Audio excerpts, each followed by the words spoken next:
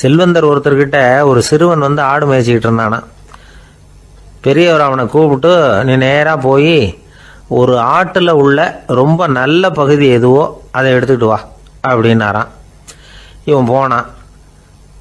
ஒரு ஆட்டு உடம்புல இருந்த நாக்கு, இருதயம், இது ரெண்டையும் எடுத்துகிட்டு வந்து கொடுத்தானான்.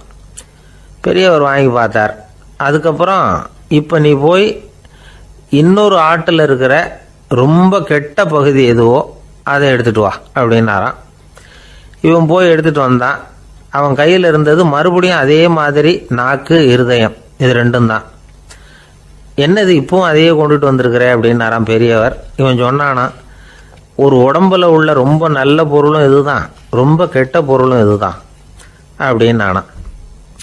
இளம் வயசில் இப்படி பதில் சொன்னவர் தான் பேரறிஞர் லுக்மானுல் ஹக்கீம் அவர்கள். கோபப்படாமல் இருந்தால் இது ரெண்டும் நல்லா வேலை செய்யும், கோபப்பட்டால் இது ரெண்டும் மோசமாக வேலை செய்யும். அதை புரிஞ்சுக்கிறதுக்காகத்தான் இன்னைக்கு இந்த தகவல். கோபம் வந்துட்டா நாம் என்ன செய்கிறோங்கிறது நமக்கே தெரியாது. ஒருத்தர் டாக்டர்கிட்ட போனார் அவசரமாக. டாக்டர், எனக்கு இப்போ கடுமையான கோப வெறி, எனக்கு கண்ணு மண்ணு ஒன்றும் புரியல, உடனடியாக அதை கட்டுப்படுத்தணும், உடனே இதுக்கு ஏதாவது ஒரு மாத்திரை கொடுங்க ப்ளீஸ் அப்படின்னார். அந்த டாக்டரும் உடனே ஒரு மாத்திரையை கொடுத்து, இதை உடனே போடுங்க, நான் தண்ணி கொண்டுகிட்டு வரேன்னு உள்ளே போனார். தண்ணியோடு திரும்பி வந்தார். இவர் சொன்னார், டாக்டர், நீங்கள் கொடுத்த மாத்திரை ரொம்ப பெருசாக இருந்தது, இருந்தாலும் கஷ்டப்பட்டு முழுங்கிட்டேன்னார். டாக்டர் சந்தேகத்தோட மேசையை பார்க்குறார். பார்த்தா மாத்திரை அங்கேயே இருக்குது, பேப்பர் வெயிட்டை காணல.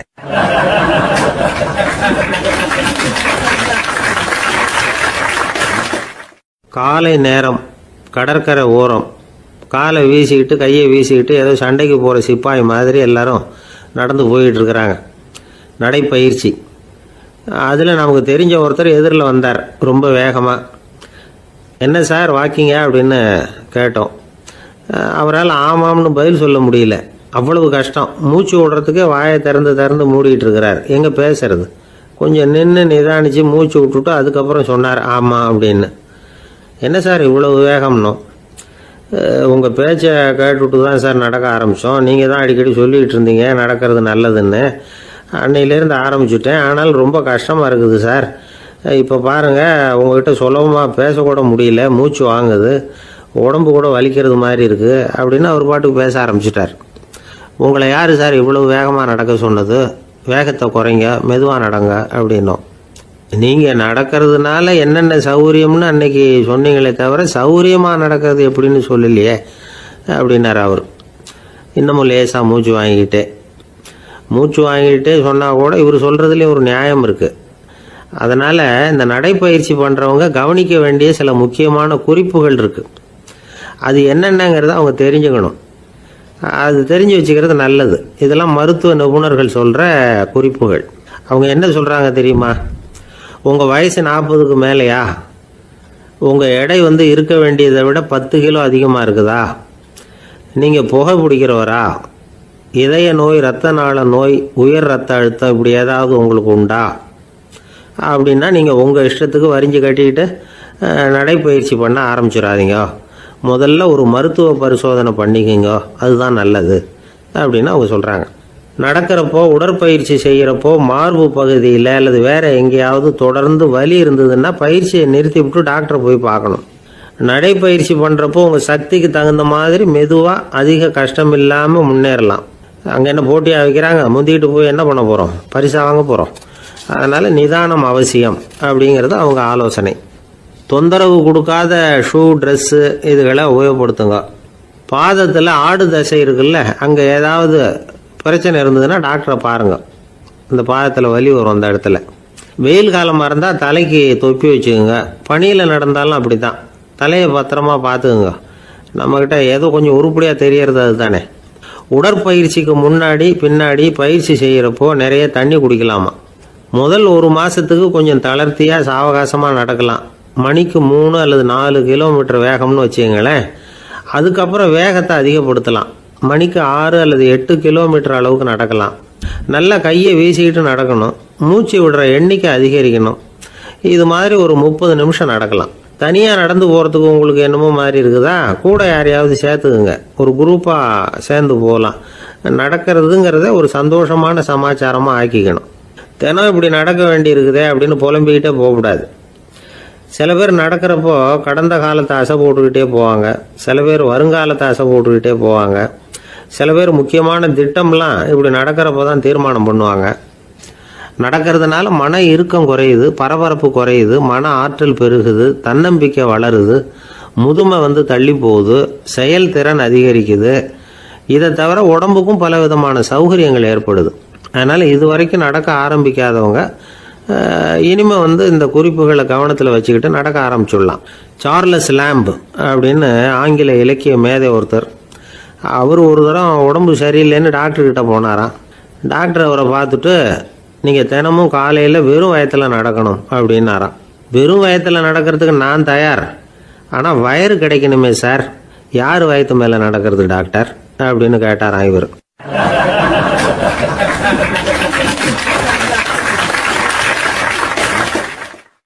ரொம்ப பேருக்கு கூட்டத்தில் பேசுறதுன்னா பயம். நமக்கு ஒன்றும் தெரியாதுன்னு மற்றவங்க நினச்சிடக்கூடாதுங்கிற எண்ணம் தான் இதுக்கு காரணம்.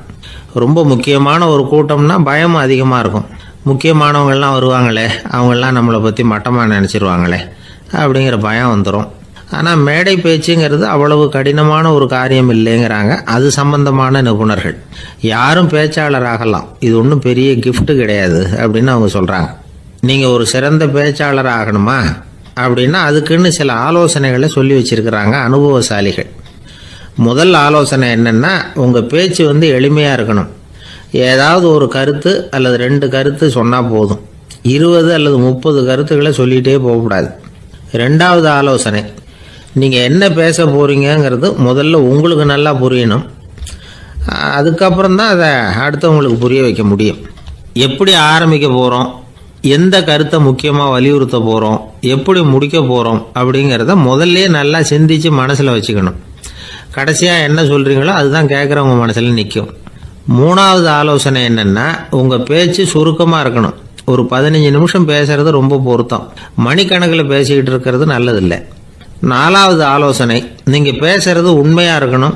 உங்களுக்கு உண்மையான அனுபவங்கள் இருக்கும், அதை சொல்லலாம். உங்களுடைய உண்மையான அனுபவங்களை மற்றவங்களோட பகிர்ந்துக்கணும், அதுதான் முக்கியம்.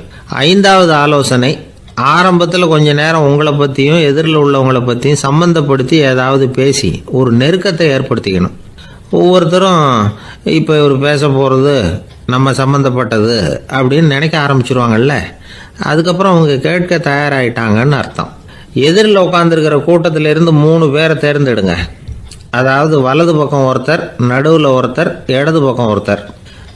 அதாவது உங்களை ரொம்ப கனிவாகவும் ஆர்வமாகவும் பார்க்குறவராக பார்த்து தேர்ந்தெடுத்துங்க மனசுக்குள்ள.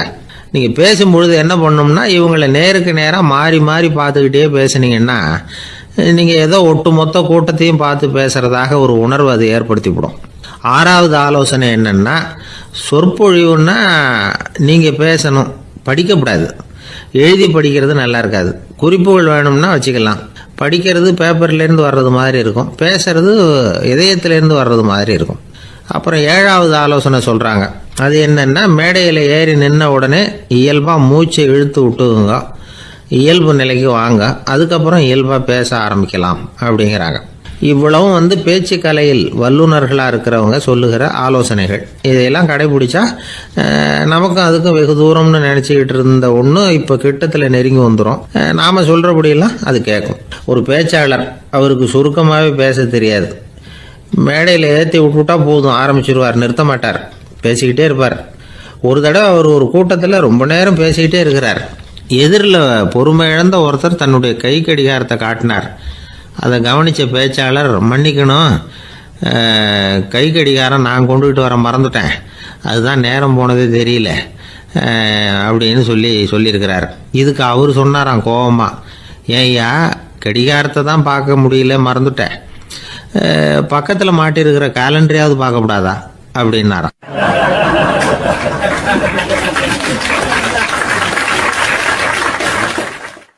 தானத்தில் சிறந்தது எது அப்படின்னு ஒரு கேள்வியை கேட்டு, தானத்தில் சிறந்தது நிதானம் அப்படின்னு அதுக்கு ஒரு பதிலும் சொல்கிறவங்க உண்டு.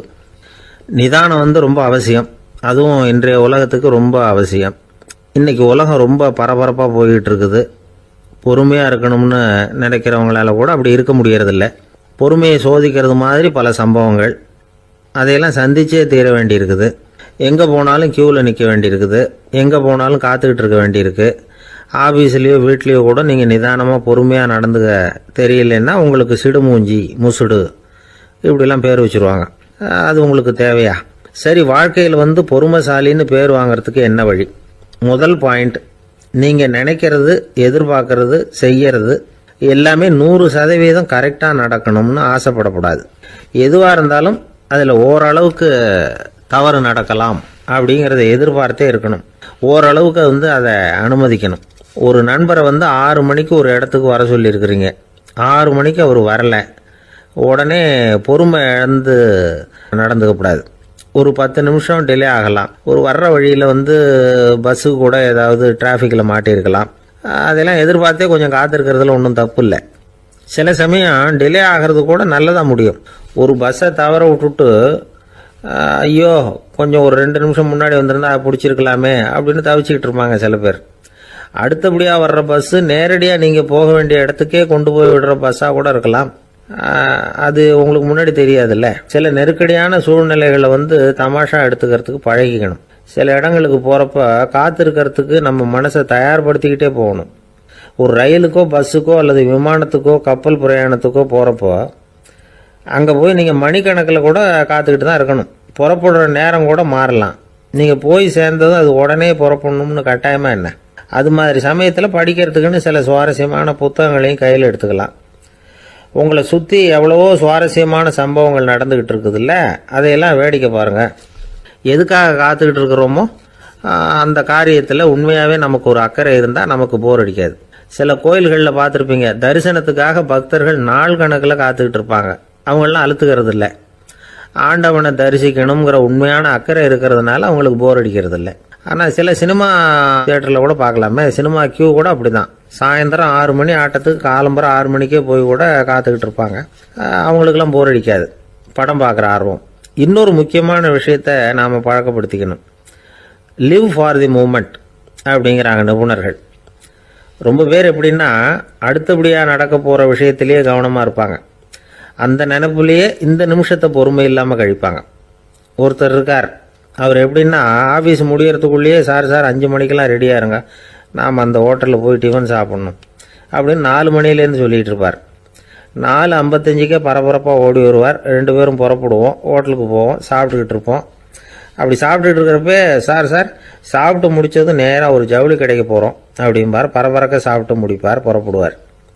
ஜவுளி கடையில் அவசரமாக சீக்கிரம் பில் போடுங்க சார், சினிமாவுக்கு நேரம் ஆகிடும்பார். சினிமா தியேட்டரில் உட்காந்து அடுத்தபடியாக எங்கே டின்னர் சாப்பிட்றதுன்னு யோசனை பண்ணிகிட்டு இருப்பார்.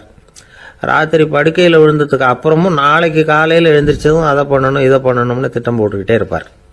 அதாவது எப்பவும் அடுத்த நிமிஷம், அடுத்த நாள், அடுத்த வாரம், அடுத்த வருஷம், இதுதான் அவங்க சிந்தனை. இந்த நிமிஷம் என்ஜாய்மெண்ட்டை அவங்க இழந்துடுறாங்களாம். அதனால தான் வாழ்நாள் பூரா பொறுமையின்மை, அவஸ்தை, அல்லல். அதனால் நாம் எல்லாரும் வாழ்க்கையில் நிதானமாக இருக்கிறதுக்கு கற்றுக்கணுமா. அதுக்காக இந்த நிதானத்துக்கு வேறு விதமான அர்த்தம் பண்ணிக்கக்கூடாது. ஒருத்தர் அப்படித்தான் ஒரு தடவை அவருடைய குதிரை காணாமல் போயிட்டு தான். அதுக்காக அவர் கவலைப்படல, நிம்மதியாக இருந்தார், சந்தோஷமாக இருந்தார். என்ன சார் இது, உங்கள் குதிரை திருட்டு போயிட்டுதுங்கிறீங்க, நீங்கள் கவலைப்படாமல் இருக்கிறீங்களே அப்படின்னு கேட்டாங்களாம். அதுக்கு அவர் சொல்லியிருக்கார், நல்ல வேலை சார், கட்டியிருந்த குதிரை காணாமல் போயிருக்குது. நான் அது மேலே உட்காந்துருக்கிற சமயம் அது காணாமல் போயிருந்ததுன்னா, திருட்டு போயிருந்ததுன்னா நானும் சேர்ந்துல காணாமல் போயிருப்பேன் அப்படின்னாராம். எவ்வளவு நிதானமான ஆள் பாருங்க.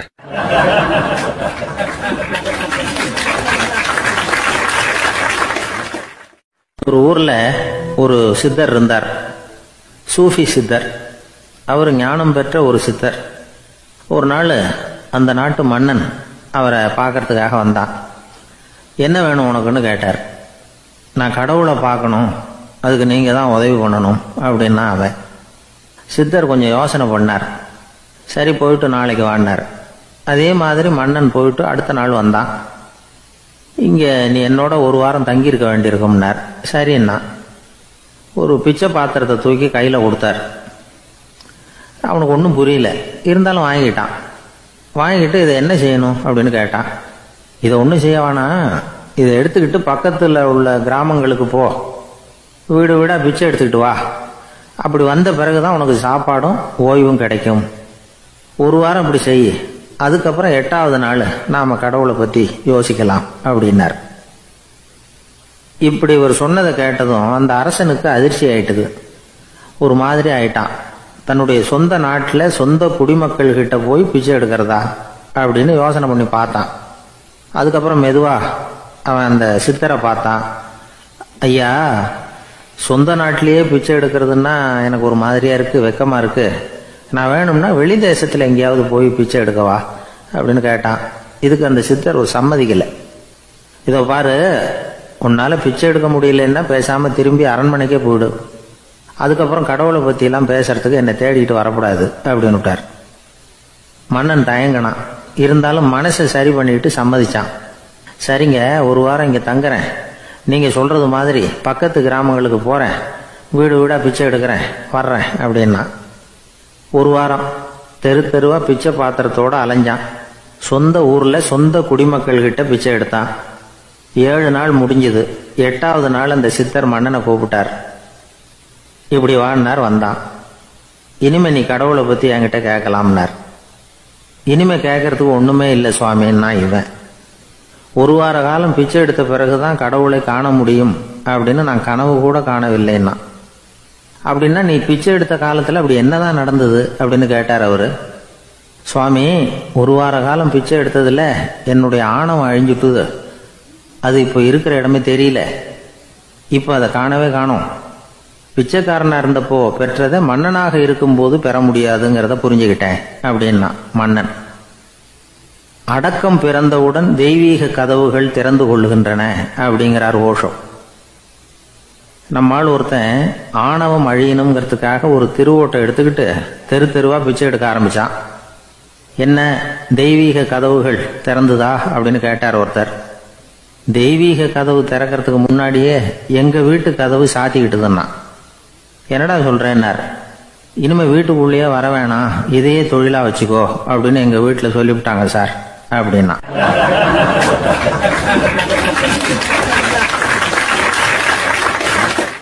ஒரு ஊர்ல ஒரு மன்னர் இருந்தார்.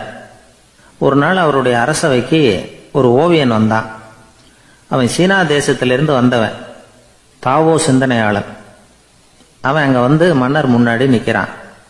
யாரும் செய்ய முடியாத ஒரு காரியத்தை என்னால செய்ய முடியும்னா. இவன் இப்படி சொன்னதை கேட்டதும் ஏற்கனவே அங்க இருந்த அரசவை ஓவியன் ஒருத்தனுக்கு கோபம் வந்துட்டுது. இதோ பாரு, இப்படி எல்லாம் பேசக்கூடாது, நான் வேணும்னா உன்னுடைய சவாலை ஏத்துக்கிறேன் அப்படின்னா. நாம 2 பேரும் ஓவியம் தீட்டுவோம், அதை பார்த்துட்டு நம்ம 2 பேர்ல யாரு சிறந்த ஓவியன் அப்படிங்கறத மன்னரே தீர்மானம் செய்யட்டும், என்ன சொல்ற அப்படின்னு கேட்டான் அவன். அவனும் சரின்னு ஒத்துக்கிட்டான். போட்டி ஆரம்பமாச்சு. அரசர் அவங்களுக்கு 2 சுவர்களை ஒதுக்கி கொடுத்தார். 6 மாச காலம் அவகாசம் கொடுத்தார். 2 ஓவியர்களும் அவங்கவங்க வேலையை ஆரம்பிச்சாங்க. இரவு பகலா வேலை செய்ய ஆரம்பிச்சுட்டாங்க. 6 மாசம் முடிஞ்சது. அரசர் வந்து பார்த்தார். முதல்ல தன்னுடைய அரசவை ஓவியர் தீட்டி இருந்த ஓவியத்தை பார்த்தார். ரொம்ப பிரமாதமா இருந்தது, பாராட்டினார். இதோ பாரு, உன்னுடைய ஓவியம் அற்புதமா இருக்கு, உயிரோட்டம் உள்ளதா இருக்குது, கலையின் உச்சமே இதுதான், இதை விட சிறந்த ஒரு ஓவியத்தை வேற யாராலையும் படைக்க முடியாது அப்படின்னார். அதுக்கப்புறம் அந்த சீன ஓவியன் கிட்ட போனார். எங்க உன்னுடைய ஓவியம்னு கேட்டார். திரைச்சீலையை விலக்கி விட்டு பாருங்கன்னா. மன்னர் வந்து அந்த திரைச்சீலையை விளக்கினார். உள்ள வந்து ஓவியம் இருக்க வேண்டிய இடம் கண்ணாடி மாதிரி தெரிஞ்சுது. அவன் அந்த 6 மாச காலமா அந்த சுவரை வந்து தேய்ச்சி தேய்ச்சி கண்ணாடி மாதிரி ஆக்கி வச்சிருக்கிறான். அதுக்கு நேரா எதிர் சுவரில் அரசவை ஓவியன் தீட்டின ஓவியம் இருக்கு. அது எதிரில் இருந்த இந்த கண்ணாடியில பட்டு பிரதிபலிக்குது. மன்னர் யோசனை பண்ண ஆரம்பிச்சார். அப்புறம் அந்த சீன ஓவியனை பார்த்து கேட்டார். இதோ பாரு, நீ என்னுடைய ஆளை வந்து தோற்கடிச்சுட்ட அப்படிங்கறதுல சந்தேகம் இல்லை. ஆனாலும் எங்களை ஏமாத்தி இருக்கிற, எந்த ஓவியமும் நீ வரையிலையே அப்படின்னார். அரசே, இதுதான் உண்மையான ஓவியம், உயிருள்ள ஓவியம். இது வந்து மனோபாவங்களை பிரதிபலிக்கும், மாறுகின்ற காலங்களை அப்படியே காட்டும் அப்படின்னா அந்த சீன ஓவியன். கையால வரைகிற ஓவியங்கள்ல சலனம் இல்லை. கண்ணாடி அப்படி கிடையாது. சக்தியின் ஓட்டம் அதுல எப்பவும் இருந்துகிட்டே இருக்கும். கண்ணாடி மட்டுமே ஜீவன் உள்ள ஓவியமா இருக்க முடியுங்கிறத அந்த சீன ஓவியன் தெரிஞ்சு வச்சிருந்தான். ஏன்னா அவன் ஒரு தாவோ சிந்தனையாளன். ஒவ்வொரு குழந்தையும் இந்த கண்ணாடியோட தான் பிறக்குது.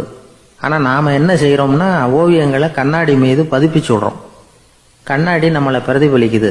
நம்முடைய அழகோ அவலட்சணமோ கண்ணாடியை பாதிக்கிறது இல்லை. ஏன்னா அதுக்கு மனம் கிடையாது. கடந்து போன வினாடியை பத்தி அது சிந்திக்கிறது இல்லை. அடுத்த கணத்தை பத்தின எதிர்பார்ப்பும் அதுகிட்ட கிடையாது. அதுதான் பற்றற்ற நிலை. மனிதனுக்கு தேவைப்படுறது அதுதான். கண்ணாடி கிட்ட இருந்து நாம கற்றுக்கொள்ள வேண்டிய பாடம் இது. வாழ்க்கையில மனிதர்களை நேசிக்கலாம், உலகின் அழகையெல்லாம் பிரதிபலிக்கலாம், ஆனா எதையும் பற்றி கொண்டு விடக்கூடாது அப்படிங்கிறது பெரியவர்கள் அறிவுரை. துயரம்ங்கிறது பற்றுக்களின் சாயை. கண்ணாடி முன்னாடி நிக்கிறப்போவெல்லாம் நமக்கு இந்த ஞாபகம் வரணுமா. ஒரு குடும்ப தலைவர் ஒரு நாள் காலையில விடிஞ்சு எழுந்திரிச்சதும் சத்தம் போட்டார். யார் இந்த கருங்குரங்கு படத்தை என் ரூம்ல கொண்டாந்து மாட்டி வச்சது அப்படின்னு கத்தினார். சமையல் கட்டில இருந்து மனைவி பதில் சொன்னாங்க. தூக்க கலக்கத்துல உளராதுங்க, நல்லா பாருங்க, அது படம் கிடையாது, முகம் பார்க்கிற கண்ணாடி அப்படின்னாங்க.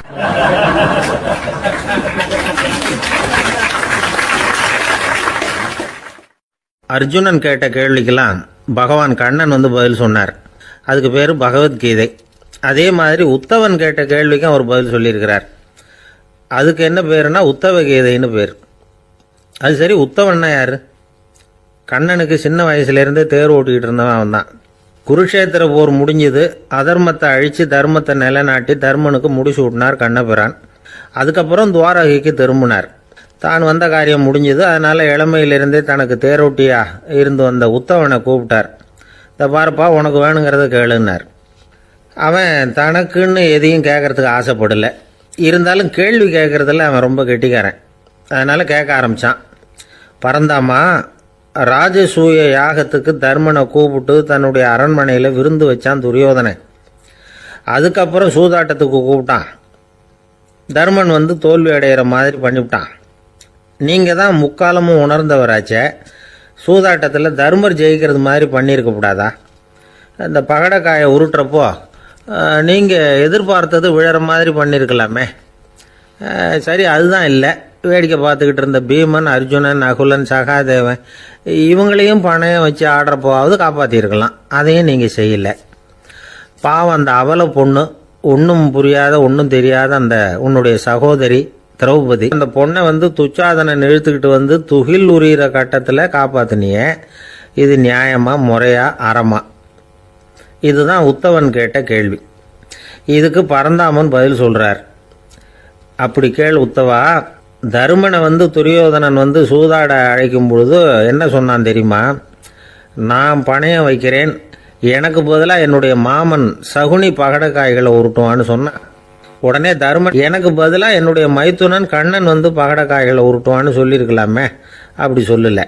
என்ன செஞ்சான் தெரியுமா? துரியோதனன் கூட சூதாட்டத்துக்கு சம்மதிச்சிட்டோம், கடவுளே இது என்னுடைய மைத்துனன் கண்ணபிரானுக்கு தெரியக்கூடாது அப்படின்னு வேண்டிக்கிட்டான். இதனால் தருமன் எனக்கு மனசால தடை போட்டுட்டான். அதனால் அரண்மனைக்கு வெளியிலேயே என்னை கூப்பிடுவாங்கன்னு நான் காத்துக்கிட்டு இருந்தேன். பீமன், அர்ஜுனன், நகுலன், சகாதேவன், திரௌபதி இவங்களை பணையம் வச்சு ஆடுறப்போவாவது கூப்பிடுவாங்கன்னு பார்த்தேன். அப்பவும் அவங்க என்னை கூப்பிடல, நினைக்கல. திரௌபதியை துச்சாதனன் கூந்தலை பிடிச்சி இழுக்கிறான். அப்போ கூட அவள் தன்னுடைய உடல் பலத்தால் தடுக்கிறதுக்கு முயற்சி பண்ணாலே தவிர என்ன நினைக்கல. துரியோதனன் சபைக்கு இழுத்து செல்லப்பட்ட திரௌபதி அறநூல்களையும் அரச நீதிகளையும் சொல்லிக்கிட்டு இருந்தாலே தவிர என்ன நினச்சே பார்க்கல. துகில் உரிகிற கட்டத்தில் தான் ஹரி ஹரி கண்ணா பரந்தாமன்னு கூப்பிட்டா. அதனால தான் அப்போ போய் நான் காப்பாற்றினேன் அப்படின்னா பரந்தாமன். அப்படின்னா நீ அழைச்சாதான் போவியா, நீயா போக மாட்டியா அப்படின்னு கேட்குறான் உத்தவன். ஆமாம், நான் கூப்பிட்டா தான் போவேன். மனிதர்கள் செய்யக்கூடிய செயல்களையெல்லாம் அவங்கவுங்க போக்கிலேயே விட்டுட்டு வேடிக்கை பார்த்துக்கிட்டு இருப்பேன். நான் குறுக்கிட்டு ஒன்றுமே செய்ய மாட்டேன் அப்படின்னா பரந்தாமன். மனுஷன் தவறு பண்ணுனா திருத்த மாட்டியா, சும்மா பார்த்துக்கிட்டு தான் உட்காந்துருப்பியா அப்படின்னு கேட்குறான் உத்தவன். நான் மனுஷனுடைய உள்ளத்தில் இருக்கிறப்போ என் எதிரில் மனுஷன் தவறு பண்ண மாட்டான் அப்படின்னு ஆனால் கண்ணன். அதாவது யார் நினைக்கிறாங்களோ அவங்க உள்ளத்துல எல்லாம் அவன் இருக்கிறான். அப்படி இருக்கிறப்போ தவறு செய்ய மனுஷன் அஞ்சுவான். இதுதான் உத்தவ கீதைங்கிறது. இந்த காலத்துலேயும் சில பேர் பகவான் மாதிரி அடுத்தவங்க கஷ்டப்படுறத வேடிக்கை பார்த்துக்கிட்டு இருக்கிறது உண்டு. அன்னைக்கு அப்படித்தான் நடுத்தெருவில் ஒரு திருடனை பிடிச்சி எல்லாரும் சேர்ந்து அடிச்சுக்கிட்டு இருக்கிறாங்க. ஒரு ஆள் மட்டும் தள்ளி நின்று அதை வேடிக்கை பார்த்துக்கிட்டு இருக்கான். பார்த்துக்கிட்டு சிரிச்சுக்கிட்டு இருக்கிறான். என்ன சார் இது, பாவம் அந்த ஆளை போட்டு அப்படி அடிக்கிறாங்களே அப்படின்னும். அடிக்கட்டும் சார், அவன் அடி வாங்க வேண்டிய ஆள் தான் அப்படின்னா அவன். ஏன் சார் அப்படி சொல்கிறீங்க அப்படின்னு கேட்டோம். பின்ன என்ன சார், நான் ஒருத்தர் பையில் இருந்த பர்ஸை எடுக்கிறதுக்கு முயற்சி பண்ணிக்கிட்டு இருந்தேன். அதுக்குள்ளே அவன் முந்திக்கிட்டு அபேஸ் பண்ணிவிட்டான். பர்ஸை அவன் எடுத்துட்டான். பார்க்கறதுன்னா எடுக்கிறது அவனா? என்ன சார் நியாயம் இது? நல்லா வாங்கட்டும் அப்படிங்கிறான்.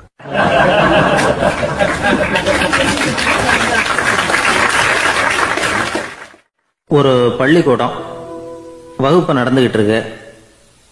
ஆசிரியர் பாடம் நடத்திக்கிட்டு இருக்கிறார். நடத்தி முடிச்ச உடனே கேட்டார், மாணவர்களே, இதுவரைக்கும் நான் நடத்தின பாடத்தில் உங்களுக்கு ஏதாவது சந்தேகம் இருக்கா அப்படின்னு கேட்டார். அப்புறம் ஒவ்வொருத்தராக கேட்டார். ஒரு மாணவன் எழுந்திருச்சான். சார், எனக்கு சந்தேகம் எதுவுமே இல்லைன்னா. ஏன்னு கேட்டார். ஏன்னா எனக்கு நீங்கள் நடத்தின பாடம் தெளிவாக புரிஞ்சுட்டுது, அதனால சந்தேகம் வரலன்னா. இன்னொரு மாணவன் எழுந்திருச்சான். சார், எனக்கும் சந்தேகம் எதுவும் இல்லைன்னா. ஏண்டான்னு கேட்டார். ஏன்னா எனக்கு நீங்கள் நடத்தின பாடம் எதுவுமே புரியல, அதனால சந்தேகம் வரல அப்படின்னா. இந்த இடத்துல நாம் கொஞ்சம் சிந்திச்சு பார்க்கணும். இந்த உலகத்தில் எல்லாம் புரிஞ்ச ஒருத்தனுக்கும் சந்தேகம் வராது, எதுவுமே புரியாத ஒருத்தனுக்கும் சந்தேகம் வராது.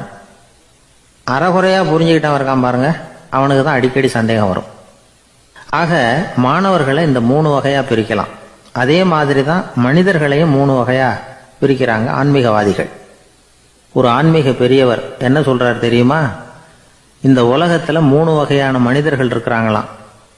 முதல் வகை எப்படி தெரியுமா? இவங்களுக்கு எதையும் தெரிஞ்சுக்கணுங்கிற அவசியமே கிடையாது. ஏன்னா அவங்களுக்கு எல்லாமும் தெரியும். இவங்க ஞானத்தின் முழு வடிவா இருக்கிற காரணத்தினால அவங்களுக்கு எந்த சந்தேகமும் இல்லை, எந்த கேள்விகளும் கிடையாது. இந்த நிலையில இருக்கிறவன் கிருஷ்ணன். எல்லாத்துக்கும் விட தெரிஞ்சுக்கிட்ட நிலையில அவன் விடையாக மாறிவிட்டான் அப்படின்னு சொல்லுவாங்க. 2வது நிலையில இருக்கிறவன் அர்ஜுனன். இவனுக்கு எப்போ பார்த்தாலும் கேள்விதான், சந்தேகம்தான். பதில் சொல்ல சொல்ல அவனுக்கு இருக்கிற சந்தேகமும் அதிகமாகிட்டே இருக்கும், குறையவே குறையாது. அர்ஜுனன் மாதிரி உள்ளவங்க எப்பவும் கேள்வி கேட்டுக்கிட்டே இருப்பாங்க. ஒரு கேள்விக்கு விட கிடைச்சுட்டுன்னு வைங்க, உடனே இன்னொரு கேள்வி அவங்க கிட்ட இருந்து வரும். கிருஷ்ணனுடைய நிலை எப்படின்னா அது கேள்விகளே அற்ற ஒரு நிலை. அர்ஜுனனுடைய நிலை எப்படின்னா அது கேள்விகளை தவிர வேறு எதுவும் அற்ற ஒரு நிலை. இவங்களை தவிர இன்னொரு ஆள் இருக்கிறான், அவனுக்கும் கேள்விகள் அற்ற ஒரு நிலை தான். அவன் யாருன்னா துரியோதனன். இவனுக்கு தெரிஞ்சுக்கணுங்கிற எண்ணமே சுத்தமாக கிடையாது. ஆவலே இல்லைங்கிறதுனால அதை புரிஞ்சுக்கணுங்கிற அவசியமும் இல்லை. அதனால அவனுக்கு கேள்விகள் அற்ற ஒரு நிலையில அவன் இருந்துகிட்டு இருக்கிறான். எல்லா பதிலும் தெரிந்து கொண்ட நிலையில கிருஷ்ணனும் கேள்விகள் அற்ற நிலையில இருக்கிறான். தெரிஞ்சுக்கணுங்கிற ஆவலே இல்லாத துரியோதனனும் கேள்விகள் அற்ற நிலையிலே இருக்கிறான். இப்படியும் இல்லாம அப்படியும் இல்லாம 2ம் கெட்டான் நிலையில இருக்கிறானே, அவன் தான் அர்ஜுனன். அதனால பெரியவங்கள்லாம் என்ன சொல்றாங்கன்னா, இந்த உலகத்துல அர்ஜுனன்களா இருக்கிறவங்க ஒன்று துரியோதனனா மாறிடணும், இல்லைன்னா கிருஷ்ணனா மாறிடணும். இதை தவிர வேற வாய்ப்பு இல்லை. துரியோதனன் மாதிரி உள்ளது விலங்கு நிலை, கிருஷ்ணன் மாதிரி உள்ளது தெய்வ நிலை. அர்ஜுனன் விலங்காவும் ஆக முடியல, தெய்வமாவும் ஆக முடியல. இப்படி 2ம் கெட்டானா இருக்கிற வரைக்கும் இந்த கேள்விகளும் பிரச்சனைகளும் இருந்துகிட்டே தான் இருக்கும். இதுதான் பெரியவர்கள் சொல்லுகிற அனுபவ உண்மை. ஒரு ஆசிரியர் ரொம்ப விரிவா விளக்கமா பாடம் நடத்தின பிறகு, மாணவர்களே ஏதாவது சந்தேகம் இருந்தா கேளுங்கன்னாராம். ஒரு மாணவன் எழுந்திருச்சான். சார், எனக்கு ஒரு சந்தேகம்னா. என்னன்னு கேட்டார். இது வரைக்கும் என்ன பாடம் சார் நடத்துனீங்க அப்படின்னா அந்த பையன்.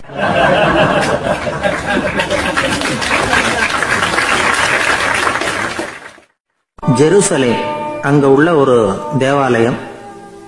அதுல உள்ள பலிபீடத்தின் முன்னாடி ஒரு பெட்டி உண்டு. அது காணிக்கை பெட்டி. ஆலயத்துக்கு வர்றவங்க பிரார்த்தனை பண்ணிவிட்டு திரும்பி போற சமயத்துல அந்த பெட்டியில காணிக்கை போடுவாங்க. அவங்களால எவ்வளவு முடியுமோ அவ்வளவு போடுறது வழக்கம். அவங்க வசதிக்கு தகுந்த மாதிரி போடுவாங்க. வசதி உள்ளவங்களா இருந்தாலும் சரி, வசதியே இல்லாத வறியவர்களா இருந்தாலும் சரி, ஆலய காணிக்கை பெட்டியில காசு போடுறது அவங்களுக்கு ரொம்ப பெருமையான ஒரு செயல்.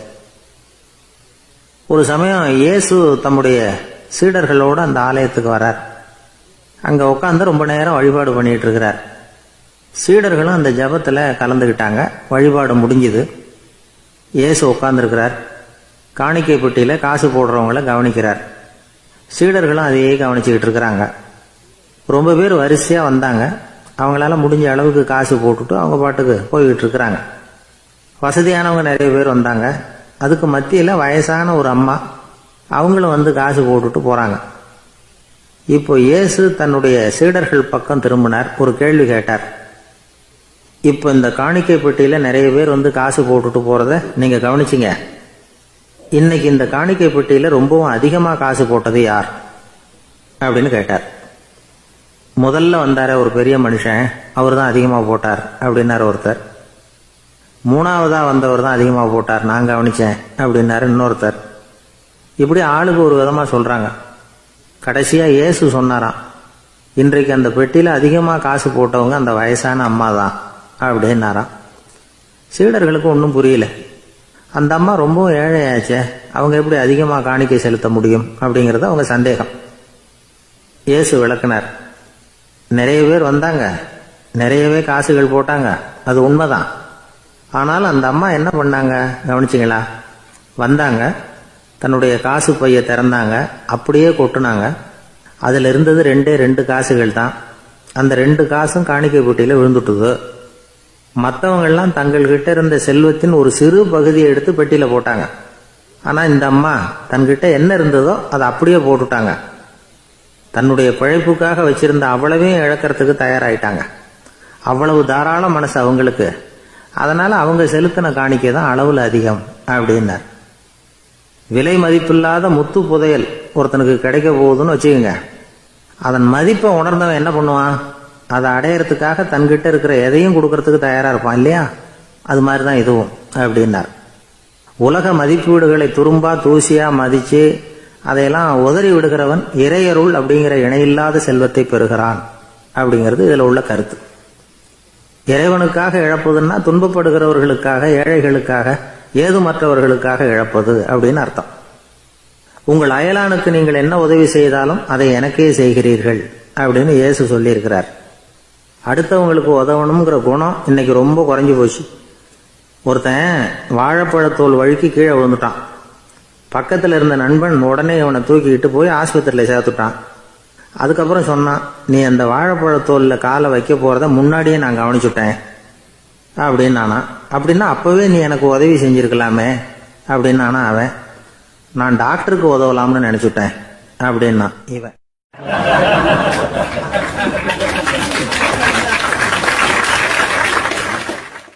ஒரு ஊர்ல ஒருத்தர் இருந்தான். ஏதோ ஒரு சின்ன அலுவலகத்துல வேலை பார்த்துக்கிட்டு இருந்தான். ரொம்ப ஏழை. வர்ற கொஞ்சம் வருமானத்தை வச்சு வாழ்க்கையை ஓட்டிக்கிட்டு இருந்தான். ஒரு நாள் தெரு வழியா அவன் நடந்து வந்துகிட்டு இருக்கிறான். தெருவில் ஒரு காசு கிடந்தது. அதை பார்த்துட்டான். அது குனிஞ்சு எடுத்தான். அது ஒரு பழங்கால காசு. அந்த காசு நடுவில் ஒரு துளை இருந்தது. அதாவது துளையிட்ட நாணயம். பழங்காலத்தில் புழக்கத்தில் இருந்த ஒரு நாணயம் அது. துளையிட்ட நாணயம் கிடைச்சதுன்னா ரொம்ப நல்லது, அது அதிர்ஷ்டம் அப்படின்னு ஒரு நம்பிக்கை உண்டு. இவன் கையில் அது கிடைச்சதும் ரொம்ப சந்தோஷப்பட்டான். இனிமே என்னுடைய கஷ்டம்லாம் தீரப்போகுது, அதிர்ஷ்டம் என்னை தேடி வரும், நான் பணக்காரன் ஆயிடுவேன் அப்படின்னு சொல்லிட்டு அந்த காசை தன்னுடைய கோட்டு பையில பத்திரமா போட்டு வச்சுக்கிட்டான். அடிக்கடி அதை தொட்டு பார்த்துக்கிறது உண்டு, வெளியில் எடுக்க மாட்டான். இப்படியே கொஞ்ச காலம் ஆச்சு. அதுக்கப்புறம் என்னாச்சு தெரியுமா? நிஜமாவே அதிர்ஷ்டம் அவனை தேடி வர ஆரம்பிச்சுட்டுது. செல்வம் வந்து குவிஞ்சுது. பணம், பதவி, புகழ் எல்லாம் வந்து சேர்ந்தது. சமூகத்தில் அவன் ஒரு பெரிய மனுஷன் ஆயிட்டான். எல்லாரும் அவனை பாராட்டினாங்க. அவன் எதை தொட்டாலும் வெற்றி, எல்லாம் அந்த காசோட மகிமை அப்படின்னு அவன் மனசுக்குள்ள நினைச்சுக்கிட்டான். தினமும் காலையில அந்த கோட்டை போட்டுக்கிட்டு தான் வெளியில கிளம்புவான். புறப்படுறதுக்கு முன்னாடி கோட்டு பாக்கெட்டை தொட்டு பார்த்துக்குவான், உள்ள காசு இருக்கா அப்படிங்கிறத உறுதிப்படுத்திக்குவான். அதுக்கப்புறம் தான் வெளியில கிளம்புவான். இப்படியே பல வருஷம் ஓடி போச்சு. ஒரு நாள் அவனுக்கு அந்த ஆசை வந்துட்டுது. அதாவது அந்த துளையிட்ட நாணயத்தை எடுத்து கண்ணால பார்க்கணும் அப்படின்னு. காலையில சாப்பிட்டுக்கிட்டு இருந்தான். அப்போ தன்னுடைய மனைவி கிட்ட சொன்னான், ரொம்ப நாளைக்கு அப்புறம் என்னுடைய அந்த நாணயத்தை இன்னைக்கு வெளியில எடுத்து பார்க்க போறேன்னா. என்னத்துக்கு அது, இப்போ அதை பார்க்க வேணாமே அப்படின்னு மெதுவாக இழுத்தாங்க அந்த அம்மா. இல்லை நான் பார்த்தே தீரணும் அப்படின்னு அவன் தன்னுடைய சட்டை பைக்குள்ள கையை விட்டான். உள்ள இருந்த நாணயத்தை வெளியில எடுத்தான். பார்த்தா அவனுக்கு ஆச்சரியமா போச்சு. அந்த நாணயத்தில் தொலையே இல்லை. என்ன ஆச்சு அப்படின்னு சொல்லி அவன் ரொம்ப குழம்பி போயிட்டான். இப்போ அந்த அம்மா சொன்னாங்க, நான் தான் ஒரு நாள் உங்கள் கோட்டு ரொம்பவும் தூசியாக இருக்கேன்னு சொல்லி அதை ஜன்னலுக்கு வெளியில் உதறினேன். உள்ளே இருந்த அந்த காசு அப்போ எனக்கு தெரியாது, ஞாபகத்தில் இல்லை. அது தெருவில் விழுந்துட்டு போல இருக்கு. அதுக்கப்புறம் எவ்வளவோ தேடி பார்த்தேன், கிடைக்கல. அதுக்குள்ளே அதை யாரோ எடுத்துகிட்டு போயிட்டாங்க போல இருக்கு. அது இல்லைங்கிறது உங்களுக்கு தெரிஞ்சால் வருத்தமாக இருக்குமேங்கிறதுக்காக நான் தான் வேற ஒரு நாணயத்தை எடுத்து சட்டை பைக்குள்ளே வச்சுட்டேன் அப்படின்னு விவரத்தை சொன்னாங்க அந்த அம்மா. இது எப்போ நடந்ததுன்னு கேட்டான். உங்களுக்கு அந்த காசு கிடைச்சதே அன்னைக்கு மறுநாளே இது நடந்து போச்சு அப்படின்னாங்களாம். இதை கொஞ்சம் யோசனை பண்ணி பாருங்க. அவனுக்கு அதிர்ஷ்டத்தை கொடுத்தது அந்த நாணயம் இல்லை, அவனுடைய நம்பிக்கை, அதாவது தன்னம்பிக்கை. அதுதான் வேலை செஞ்சிருக்கு. இதிலிருந்து நாம் தெரிஞ்சுக்க வேண்டியது என்னன்னா, வாழ்க்கையில் முன்னேற நினைக்கிறவங்களுக்கு தன்னம்பிக்கை ரொம்ப முக்கியம். அது இல்லைன்னா முன்னேற முடியாது. ஒருத்தன் சொன்னானா, நான் எப்பவுமே என்னதான் சார் நம்புவேன், மற்றவங்கள நம்ப மாட்டேன். நேற்றுக்கு பாருங்க, திடீர்னு 10 பேர் என்ன அடிக்க வந்துட்டாங்க, நான் ஒருத்தனாவே அதை சமாளித்தேன் அப்படின்றான் ரொம்ப பெருமையா. அது எப்படின்னு கேட்டாங்களாம். ஒரே ஓட்டமாக அங்கேருந்து ஓடி வந்துட்டேன் அப்படின்னு நானா.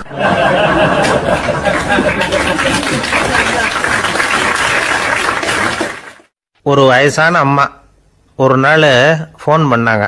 ஐயா, நான் இந்த தகவல் நிகழ்ச்சியை தினமும் கேட்குறேன், உங்ககிட்ட ஒரு கேள்வி கேட்கணும் அப்படின்னாங்க.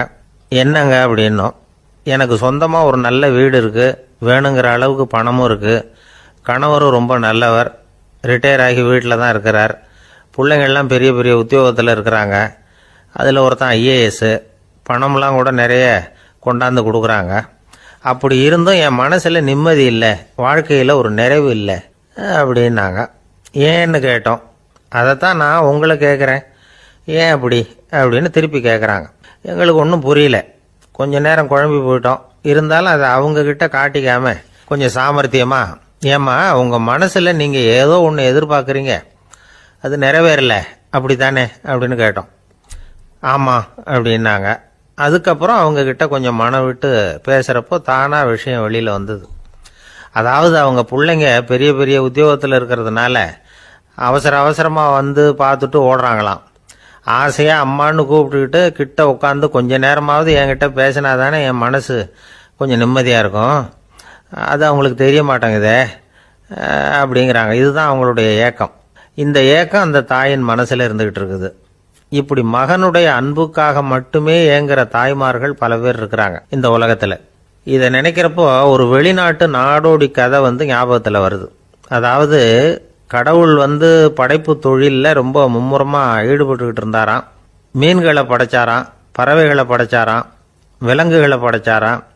அவருக்கு திருப்தி ஏற்படலை. அதுக்கப்புறம் மனிதர்களை படைச்சிருக்கிறார். அப்பவும் அவருக்கு மன நிறைவு ஏற்படலையா. கடைசியாக தன்னுடைய சக்தி முழுசையும் பயன்படுத்தி குறையே இல்லாத அளவுக்கு ஒரு படைப்பை உருவாக்கினாராம். அந்த உன்னதமான ஒரு படைப்பு அதுதான் பெண், அதாவது தாய். இப்படி உருவாக்கி எல்லாரையும் இந்த உலகத்தில் விட்டுவிட்டாராம். அதுக்கப்புறம் கொஞ்ச காலம் கழித்து தன்னுடைய தேவியை அழைச்சிக்கிட்டு இந்த பூலோகத்துக்கு வந்திருக்கிறார். தன்னுடைய குறையில்லாத படைப்பாகிய பெண்ணை பார்த்தாராம். ஏம்மா, உனக்கு இன்னும் ஏதாவது குறை இருந்தால் சொல்லு, அதையும் நிவர்த்தி பண்ணி விடுறேன் அப்படின்னாராம். அந்த அம்மா பார்த்துருக்காங்க.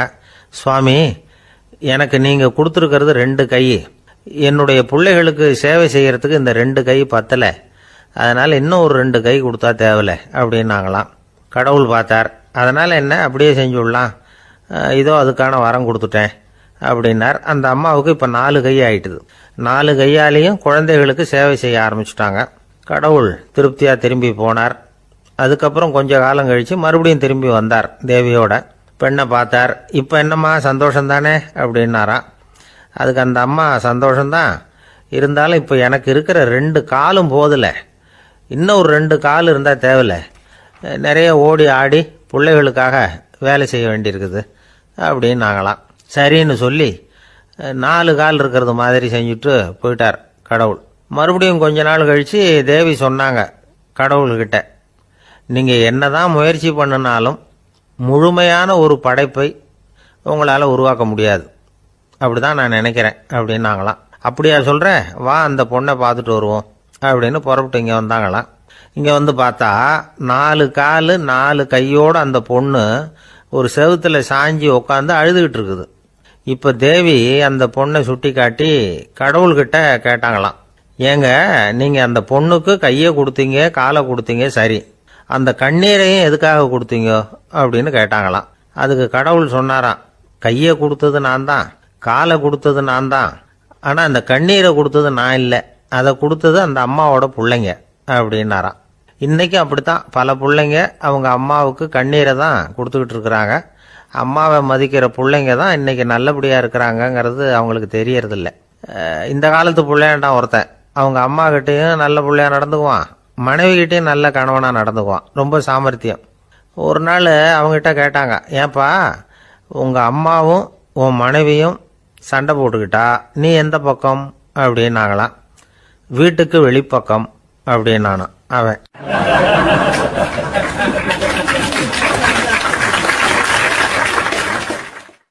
வாழ்க்கையில் ரொம்பவும் அடிபட்டு அல்லல் போட்டுக்கிட்டு இருக்கிற ஒருத்தர் வந்தார். மனசு ரொம்பவும் நொந்து போய் பேசினார். இந்த உலகத்தில் மனுஷனா பிறந்ததை விட மாடா பிறந்திருக்கலாம் சார் அப்படின்னார். திடீர்னு வந்து என்கிட்ட இப்படி சொன்னால் அதுக்கு நான் என்னங்க பண்ண முடியும் அப்படின்னேன். உங்ககிட்ட வரணும்னு தோணுச்சு அதனால் வந்தேன் அப்படின்னார். சரிங்க, இப்படி ஒரு யோசனை வந்ததுக்கு என்ன காரணம் அப்படின்னு சொல்லி அவர்கிட்ட கேட்டேன். அதுக்கு அவர் சொன்னார், என் பையனுக்கு வேலை தேடுறேன் கிடைக்கல, பொண்ணுக்கு மாப்பிள்ளை தேடுறேன் கிடைக்கல, வீடு கட்டுறதுக்கு கடன் கேட்குறேன் கிடைக்கல, மாடா பிறந்திருந்தா இது மாதிரி கவலையெல்லாம் கிடையாதுல்ல, பேசாமல் வைக்கோலை தின்னுக்கிட்டு அசை போட்டுக்கிட்டே கடந்து விடலாமே அப்படின்னார் அலட்சியமாக. அதுக்கப்புறம் தான் அவர் சொன்ன கருத்தை நானும் கொஞ்சம் அசை போட ஆரம்பித்தேன் மனசுக்குள்ள. இப்போது இயற்கையை பொறுத்த வரைக்கும் அது நாம் எல்லாரும் மகிழ்ச்சியாக வாழணும் அப்படின்னு தான் விரும்புது. விலங்குகள், பறவைகள், தாவரங்கள், அப்புறம் மற்ற உயிரினங்கள் எல்லாமும் நல்லபடியாக இருக்கணும் அப்படிங்கிறது தான் இயற்கையோட விருப்பம். அதில் ஒன்றும் சந்தேகம் இல்லை. இயற்கையோட அமைப்பை கொஞ்சம் கவனித்து பார்த்தா அதை நாம் நல்லா புரிஞ்சுக்கலாம். இருந்தாலும் இந்த ஆள் சொன்னதை கேட்ட பிறகு தான் ஒரு முக்கியமான வேறுபாடு புரிஞ்சுது. அதாவது இந்த உலகத்தில் உள்ள முக்கியமான பிரச்சனைகள் 6. அந்த 6 பிரச்சனைகளும் ஆடு மாடுகளுக்கு கிடையாது, மரம் செடி கொடிகளுக்கு கிடையாது. ஆனால் மனுஷன் அந்த 6 பிரச்சனைகளையும் சந்திக்க வேண்டியிருக்கு. சரி, அந்த 6 பிரச்சனைகள் என்னென்ன தெரியுமா? முதல்ல இந்த ஆடு மாடுலாம் நமக்குன்னு சொந்தமாக ஒரு வீடு இல்லையே அப்படின்னு கவலைப்பட்டுக்கிட்டு இருக்கிறதில்ல. ஆனால் மனிதனுக்கு வீடு தேவைப்படுது. இது ஒரு வித்தியாசம். இப்போ 2வது பிரச்சனை என்னன்னா ஆடை பிரச்சனை. ஒரு கோழியோ சேவலோ நாம் போட்டுக்கிறதுக்கு ஒரு சட்டை இல்லையே அப்படின்னு கவலைப்படுறதில்ல. ஆனால் மனுஷனுக்கு அந்த கவலை உண்டு. சரி, இப்போ 3வது என்னன்னு பார்த்தா கல்வி பிரச்சனை. ஒரு பசுமாடு கவலையோடு நின்றுக்கிட்டு இருக்கு அப்படின்னு வச்சுக்குவோம். நீங்கள் அதுக்கிட்ட போய் ஏன் பசுமாடை கவலையோடு நின்றுக்கிட்டு இருக்கிற அப்படின்னு கேட்குறீங்க. என் கண்ணுக்குட்டிக்கு எல்கேஜியில் இடம் கிடைக்கல, டொனேஷன் கொடுக்கறதுக்கு கையில் பணமும் கிடையாது, சிபாரிசுக்கு யாரை பிடிக்கிறதுன்னு தெரியல, இப்படியா சொல்லிகிட்டு இருக்கோம். அதுக்கு அந்த கவலையெல்லாம் கிடையாது. ஆனால் மனிதனுக்கு அந்த கவலை உண்டு. 4வது என்னன்னு பார்த்தீங்கன்னா வேலை வாய்ப்பு பிரச்சனை. வேலை கிடைக்கலையே அப்படின்னு வேப்ப மரம் கவலைப்படுறதில்ல, ஆனால் மனுஷன் கவலைப்படுறான். 5வது என்னன்னு பார்த்தா கல்யாண பிரச்சனை. எருமை மாடு பசுமாடு எல்லாம் பொண்ணுக்கு மாப்பிள்ளை தேடிட்டாலே இது பேப்பரில் மணமகன் தேவை அப்படின்னு விளம்பரமாக கொடுக்குது, அதெல்லாம் கிடையாது. 6வது என்னன்னு பார்த்தீங்கன்னா பணம் சம்பந்தமான பிரச்சனை. ஆடு மாடுலாம் பணத்தை சேமிக்கணும்னோ ஏதாவது நிதி நிறுவனத்தில் முதலீடு பண்ணணும்னோ நினச்சிக்கிட்டு இருக்கிறதில்ல. பணத்தை எப்படி காப்பாற்றுறது அப்படிங்கிற கவலையும் அதுகளுக்கு கிடையாது. குதிரை வந்து குளம்போடு பிறகுது, அதனால் அது காடு மேடெல்லாம் கவலை இல்லாமல் தெரியலாம். ஆடு வந்து உடம்புல ரோமத்தோடு பிறகுது, அதனால் அது குளிரை பற்றி கவலைப்பட வேண்டிய அவசியம் இல்லை. ஆனால் மனுஷனை பார்த்தீங்கன்னா அவன் தான் ஒன்றும் இல்லாமல் பிறக்கிறான். ஏன் இந்த பாகுபாடு அப்படின்னு கேட்டால் இதை பற்றி கொஞ்சம் சிந்திச்சு பார்க்கணும். அதாவது இந்த சந்தேகத்தை ஒரு பெரியவர்கிட்டையும் கேட்டேன். அவர் சொன்னார் இதுக்கு பதில். அவர் இதே கேள்வியை இயற்கை கிட்ட கேட்டாராம். இயற்கை பதில் சொல்லிச்சான், வேற யாருக்கும் கொடுக்காத ஒரு வலுவான கருவியை, ஒரு பவர்ஃபுல் வெப்பன் மனுஷனுக்கு கொடுத்துருக்கிறேன்னு அந்த கருவியை உபயோகப்படுத்தி அந்த 6 பிரச்சனையை மட்டும் இல்லை 6 கோடி பிரச்சனைகள் இருந்தாலும் அதையெல்லாம் சமாளிக்கலாம். அது கருவி என்ன தெரியுமா? அதுதான் 6வது அறிவு. அதை உபயோகப்படுத்தினா காலுக்கு செருப்பு தயார் பண்ணிக்கலாம், குளிருக்கு போர்வை தயார் பண்ணிக்கலாம், என்ன வேணும்னாலும் செய்யலாம் அப்படின்னு இயற்கை பதில் சொல்லிச்சான். அதனால் நாம் செய்ய வேண்டியது என்னன்னா இயற்கையை முதல்ல சரியாக புரிஞ்சுக்கணும். இயற்கையின் படைப்பையே நாம் சரியாக புரிஞ்சுக்கிறது இல்லையா, அதுதான் வேதனை. இந்த கதையை கேளுங்க. இப்போ நகரத்திலேருந்து ஒரு ஆள் கிராமத்துக்கு வந்தான். அங்கே ஒரு சிறுவன் மாடு மேய்ச்சிக்கிட்டு இருந்தான். நகரத்து ஆள் சொன்னான், எவ்வளவு அழகான பசு, அது சரி இதுக்கெல்லாம் ஏன் கொம்பு இல்லைன்னா. இதுக்கு அந்த பையன் பதில் சொன்னான், பசுமாட்டுக்கு கொம்பு இல்லாததுக்கு பல காரணங்கள் உண்டு. கண்ணுக்குட்டியாக இருந்தால் கொம்பு இருக்காது, பசு வளர்ந்து பெருசானதுக்கு அப்புறம் தான் கொம்பு முளைக்கும், இது ஒரு காரணம். சில சமயம் வளர்கிற கொம்பை எடுத்து விடுறது உண்டு, அது ஒரு காரணம். ஆனால் இதுக்கு ஏன் கொம்பு இல்லைன்னு கேட்குறீங்க, அதுக்கு என்ன காரணம்னா இது பசு இல்லை குதிரை அப்படின்னானா.